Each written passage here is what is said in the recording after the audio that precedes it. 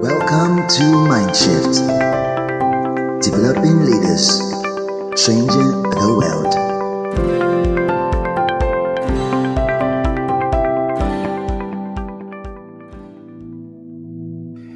Hi, I'm Bolaji Adeomi. Welcome to the episode 2 of the series titled Drive. Okay, I want to start by saying money is important, but money is not everything. I'll repeat that again. Money is important, but money is not everything. I'm saying this because of a lot of millennials and Gen Z that has gotten this upside down. For emphasis, I will repeat again. Money is important, but money is not everything. I was watching an American TV talk show recently, and the question was asked. And the question was, should the person marry for love or for money? They had a couple of persons on the guest list who were to answer the question. The first guy said, people should be loyal to the bag and love will come. Invariably, he was implying that people should marry for money and love will come. Then the ladies on the guest list started sharing their own opinion. One said, I know a lot of my friends that are married because of money and not love and are very unhappy right now. Another shared that she married her husband at age 22. He was broke and had no job, and she was also broke. But she being an entertainer, she entered into the Big Brother America show and she won it. She brought the money back home, and that's how they started their life. She said she loved her husband when he had nothing, and today she still loves her husband, and it's her husband that now takes care of the family, being that she is now a full-time mom because she just gave birth recently. Then the host of the show made a statement which was very striking, and it's still something I ponder on.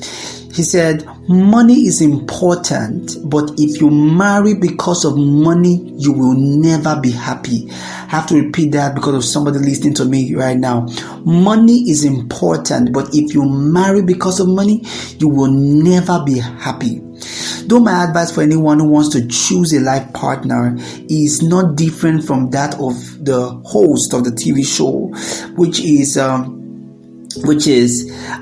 your choice for a life partner should be based on love and vision and not money. So if the young man has a vision and he loves you and you love him, you guys can build from there.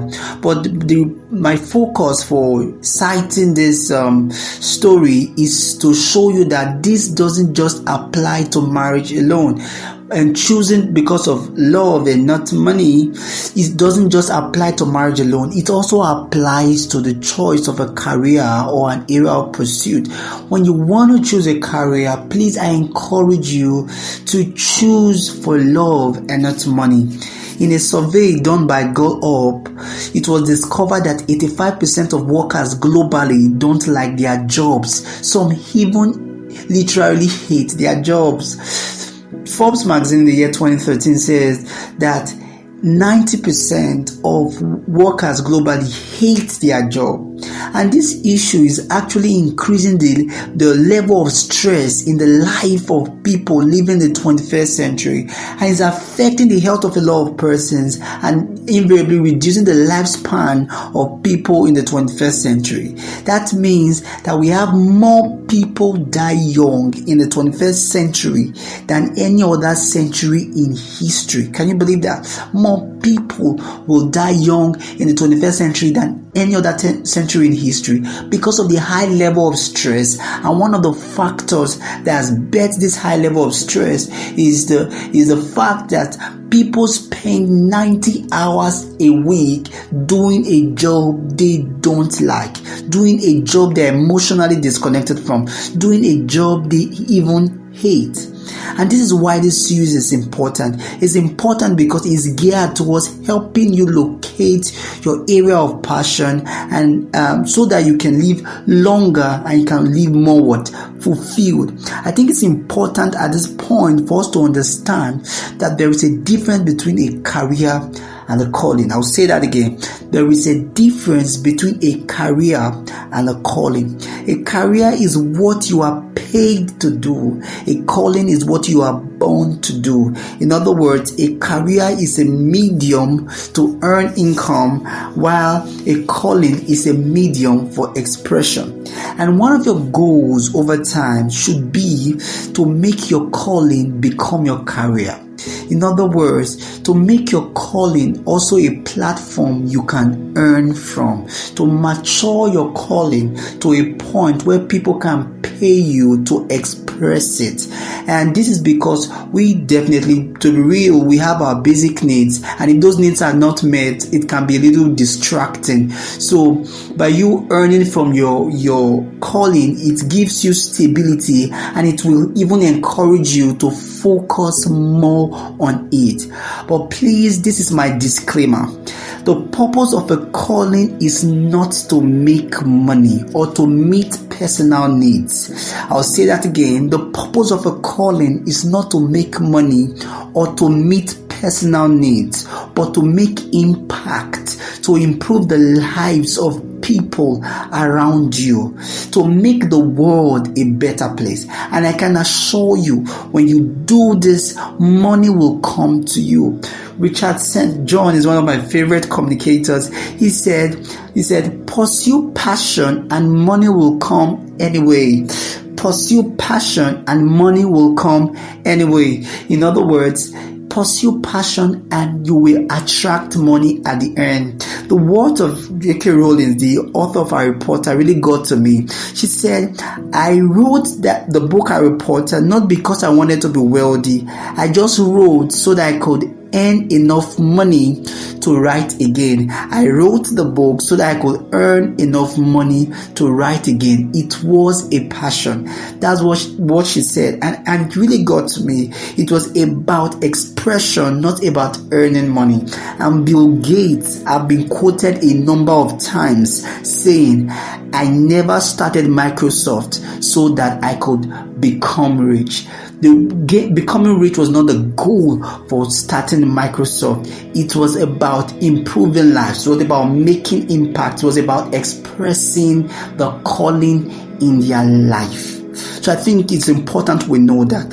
And like I said last week, God's modalities, God's medium designed to pull us to our place of maximum expression or to our calling is our inborn drive, especially during our childhood, especially its messages is pulled during our childhood. Why am I emphasizing on the childhood stage? This is because between childhood and adulthood, families, society, and the educational system are some factors that suppress the voice of the inborn drive. For example, when a child wants to pick a course or a career path, most families encourage their children to pick, in quote, professional course. After the after the first episode of this series, a friend of mine called me from Lagos after listening, and he was sharing with me how much he wanted to be an artist when he was growing up. He wanted to really be an artist. He was at a young age, he was drawing and he was selling his drawing. Like if you remember the Super Strikers, then he was selling his drawing and people were buying. So when it was time to choose a career path, he told his parent that he wanted to become an artist, that they should take him to an art school. And his parents were like, so you will now become an artist somewhere that will be drawing in one small shop. How do you want to make a living from it? And that's how they diverted him from what he was passionate about to a course he ended up studying. So family is a factor. Number two is society. Society makes us feel that there are four important courses. It's medicine, it's law, it's engineering and accounting, and the others. So every other course is the others. So they make us feel those four courses are more important. So most persons chose to pursue law or pursue engineering, not because they are really passionate about it, but because they just want to be important to people, so they feel if they study an important course, people will take them seriously. And like I said last week, also our educational system contributes to it. So let me quickly add a layer to what we said last week, and I'll do this by answering some questions. And one of them is this: hello, sir. Is it only during childhood that our inborn drive draws us to our place of fulfillment? Is it only during childhood that our inborn drive draws us to our place of fulfillment? My answer to that question is no. Though it starts during childhood, and a lot of factors try to suppress it between childhood and adulthood, like I've said earlier, but I can assure you that every single day your inborn drive sends you clues that is meant to drag you, to pull you, to compel you to your calling or your place of maximum expression. And I'll give you some questions that if you ask yourself and you provide answers to, it can help you identify these clues. Number one, what kind of topic interests you and ignites you? What kind of topic when you read it or read about it, you are ignited, it tantalizes your interest. When you can spot that topic or those topics, it's a clue that your inborn drive is given to you. Number two, who inspires you? Who is your role model? Who do you want to be like? It's another, if you can provide answer to that, it will point you to another clue that your inborn drive is given to you. Number three is, if you have $1 billion in your account, so money is no longer your problem. If you have $1 billion in your account and money is no longer your problem, which career path will you choose? If money was not your problem today, which career path would you choose? This is important because the reason why a lot of persons are choosing the career path they're choosing, or the ones they are in already, is because of money. They want to earn more money. So if money was not your problem, which career path would you choose? And number four says, what can you do for free and still be joyful and happy? What can you do for free and still be joyful and happy? And number five says, what is that thing that when you do it, you feel refreshed and energized while others might feel depleted? If you can answer these questions, it will point you to the clues your inborn drive is giving to you, and these clues are meant to pull you to your place of your maximum expression or your calling. Please take note of those questions and answer them quickly. There's another question here, and the question is, hello, sir. Now that I have discovered my place of maximum expression, what should I do? Should I quit my job and go after it? Thank you so much. This question is also a very important question. And in answering this question, I have to say this, that one answer does not fit all. In this question, one answer does not fit all. So I would say it depends on you. And if you are a Christian, I would say it depends on what God is leading you to do. For example, I recently saw the movie titled The Train, which is based on the life of Mike Bamiloye, the president of Mount Zion Movies.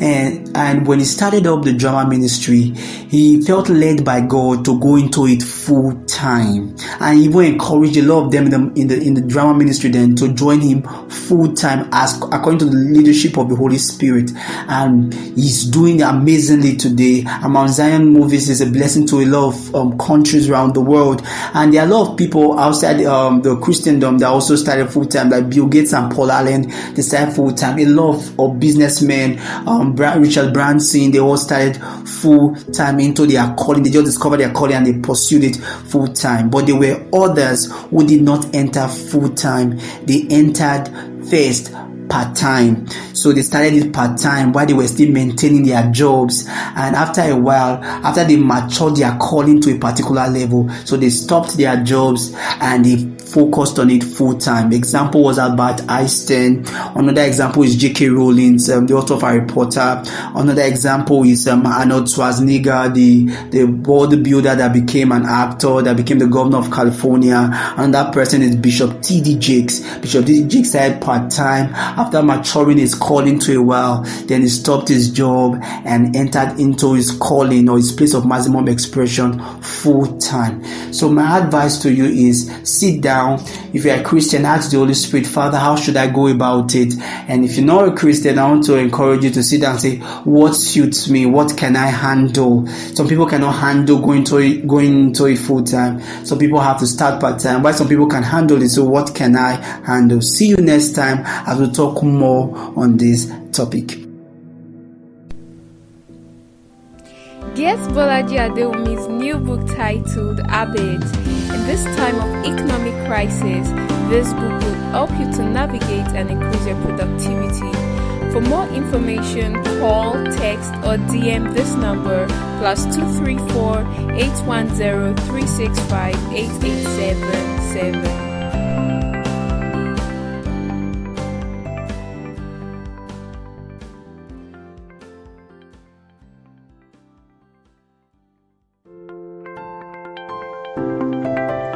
Thank you for listening.